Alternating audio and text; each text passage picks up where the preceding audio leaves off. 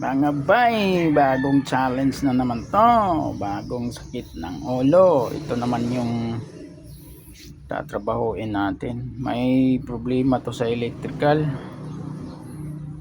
At saka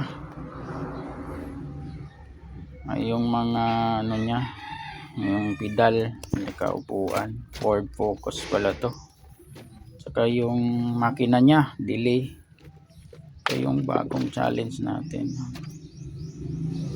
Ito na masusubukan. Pati yung shifter niya ay minsan ay ayaw mag-shift at ayaw umandar.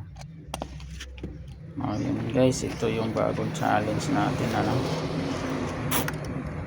Papandarin natin. Tignan nyo yung dashboard niya. So ito yun, yung Ford Focus 2.0. Yan, so troubleshoot pa tayo nito, paano patinuin tong sasakyan na to. O yan, start natin kung